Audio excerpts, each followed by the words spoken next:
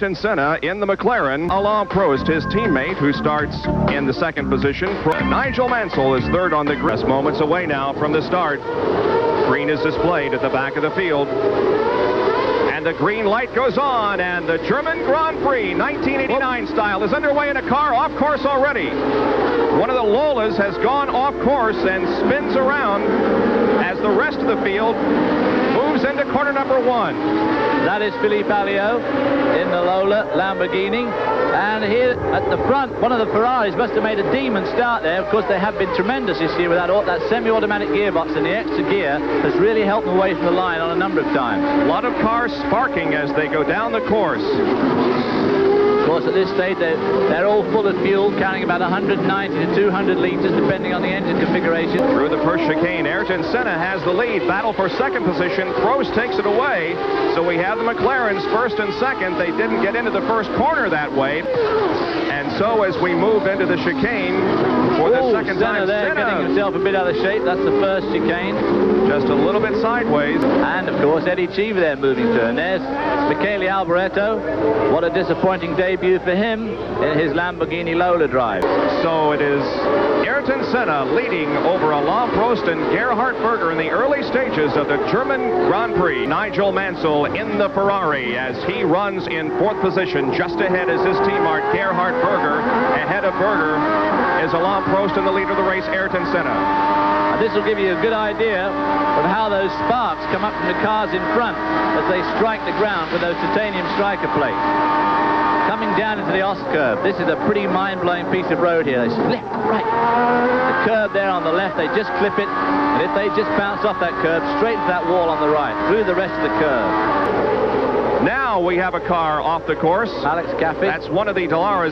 Alex Caffey is out of the race in the early going on lap number 3. Senna continues to lead. There is Prost right behind him as the McLarens have now separated themselves away from the Ferraris just a little bit. You can see the interval between now, first and second, and the third place. Boutsen, rather the Berger car, the Ferrari. But just listen to that V12 from his viewpoint.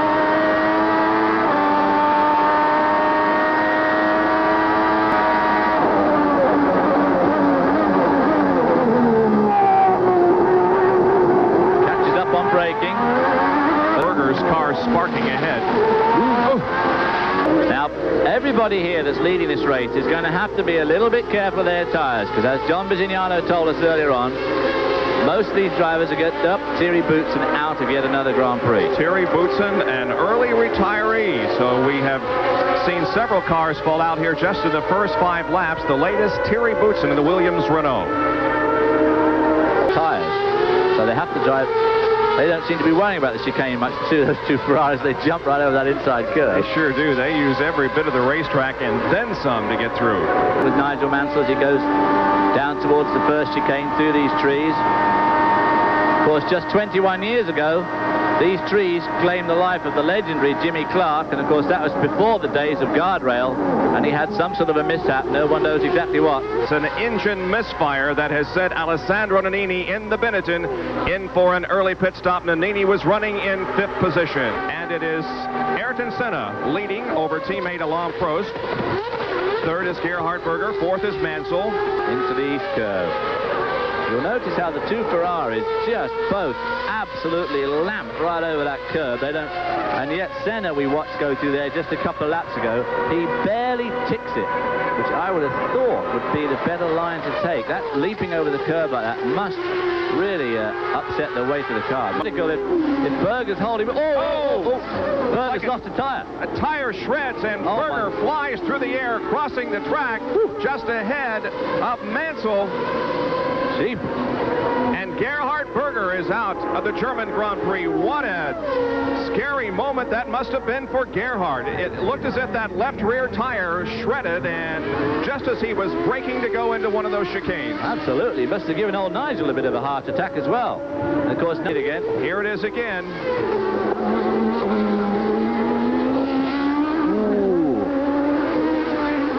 It's difficult to tell what happened. Maybe the rear suspension broke. I don't know. No, I think his left rear tire was flat.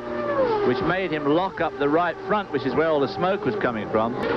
Coming up for the first back marker here, which I suspect is Jonathan Palmer in the Tyrrell.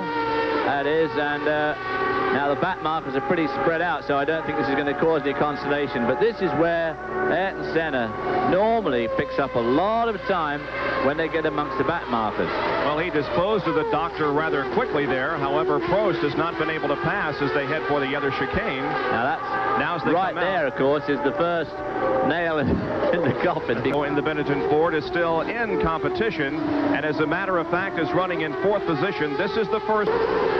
Let's get into some juicy gossip, too, David. Yeah, there's lots of juicy gossip going on in the paddock this weekend. This man's going to retire, that one's going to retire. Oh, here comes Prost in for a pit stop. Alain Prost is on pit road. McLaren people have been set up for a couple laps, and Alain Prost makes a stop right in his area. The perfect boys of McLaren are doing an excellent job. A little bit of trouble with the right front. The right front was a little bit slow, but it looks like they have it under control, and we have, again, he is spinning the wheels while the jack is still on the stand. It's the left rear. Last week it was the right rear. Alain Prost, a little bit of a lengthy stop, but not as bad as it was in Great Britain. By stopping early, he had softer tires, but here's Nigel Mansell. We're about due for stops.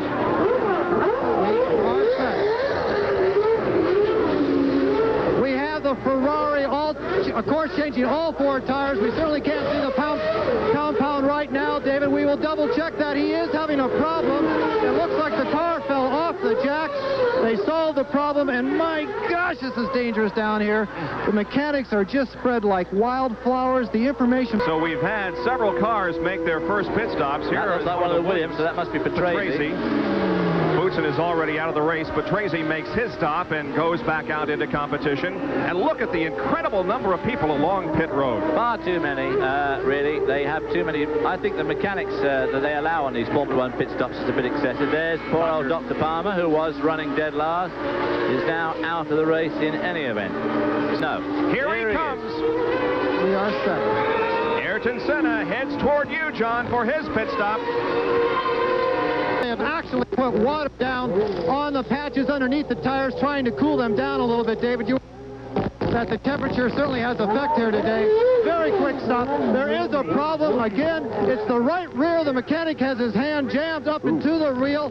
He has picked up the jack one more time. The car comes off, and they've taken the tire back off. They'd certainly have a problem with either the large one lug nut or the spindle. Back at Hockenheimring in West Germany for the German Grand Prix. The McLarens are up front once again, but this time it's Alain Prost who is in the lead, and Ayrton Senna is second. The pit stops, both completed by the McLaren drivers, and both were much longer than they had hoped they would be, and Prost comes out with the lead in 3rd position, and here comes the Ferrari of Nigel Mansell. He is a very good driver, and little slippage there. That looks like it's a Camel Lotus. Well, meanwhile, here is Nelson Piquet in the pits. Here's John. Bob Nelson Piquet, 3-time world champion. They are having a second generation, the second half of the grid, all stopping in the next few laps. And we have Jean Alesi spinning off course there at Sachs Curve that we mentioned just a moment ago. And so the other Tyrrell now slides off course, and he is going to be out of competition. Palmer out early. Oh, and we have a fire. A bad fire. Is that Alio's car? That's pretty bad. Alio, who was in for a pit stop just a few moments ago, and now a huge flame comes from the engine compartment of that car. So both of the Lolas are now out of competition. Well. And here's a replay. Oh, look at the tremendous amount of fire from that car. John, it doesn't appear as if Senna is really closing in very much on Prost. He's 4 seconds behind still, according to our Longines Olivetti. You see what I mean about Senna only just clips that curve, whereas both Ferrari drivers were driving right over it. A while ago, but is now back in the race. And here's Mansell. Oh, that's one of the Dolares. I think that's Martini being overtaken by De Cesaris. Not Martini, Stefano Modena. And that's De Cesaris that's just whistled by him. Right behind him is Pierluigi Martini. Behind him is John Alesi, who's got back on the road again. And De Cesaris passed Modena and went into that 9th spot. That's the red Dallara driven. And they're racing for 8th. Oh, look at Nakajima go to the inside of Alisi, headed toward the chicane. Let's see who makes it through here. Oh, they're going to go through side by side. Oh, and the camera didn't follow them. Well, Nakajima passed him. He continues to be Alain Prost as we now go back and watch this scramble for 9th, 10th, 11th, 12th, 13th, and 14th. That looked good at France, and we thought on these high-speed circuits that the new Leighton House car would go well. Doesn't seem to be living out. No, he's not. I tell a lie. Poor old Gujamin. Bad Melody is lying 6th spot at the moment. Here comes Nakajima trying to take over another position from Pierluigi Martini in the Minardi, and he does so. Nakajima's having a good run. Eddie Cheever, the only American in this race. The Arrows boys are trying to give him the fastest pit stop possible. They are certainly having some problem with the right rear of the discs. Well, something has happened to Pirro in the Benetton as he has slid off course, and let's see what happened. Ooh. Oh, and he's going to hit one of those styrofoams. There, that's what happens when you hit him. That's certainly better than hitting concrete or anything solid, but it still tears up the race car. Jeepers. Is he going to hit that sign? So Pirro was running in 4th position and is being lifted out of the race car. May have been injured in that excursion off course. In fact, he appears to be in quite a bit of pain. Back at the German Grand Prix, and Emmanuel Pirro has been involved in a crash and is being lifted from the race car and put on a stretcher for some medical attention. He had a severe pain in his back immediately after the impact. The word now is that he's absolutely okay and moving around. It was like an instantaneous. It was upside down only 3 weeks ago in France, and now he is standing still in the Hockenheim pits. Tough break for Gugelmin, who throws the steering wheel. Really indeed, and now Alain Prost is going to go by Andrea de Cesaris, who, as you can see, was in fact passed by Satoru Nakajima. Nakajima on an incredible flyer this afternoon as he picked his way through all those cars that we saw him dicing with earlier on, and Alain Prost hopes he's going to lap him before he gets into the stadium area. He gets to the inside of Nakajima, but he'll let Satoru go for the moment and try. Because now Satoru could hold him up through the entire infield, which he is doing.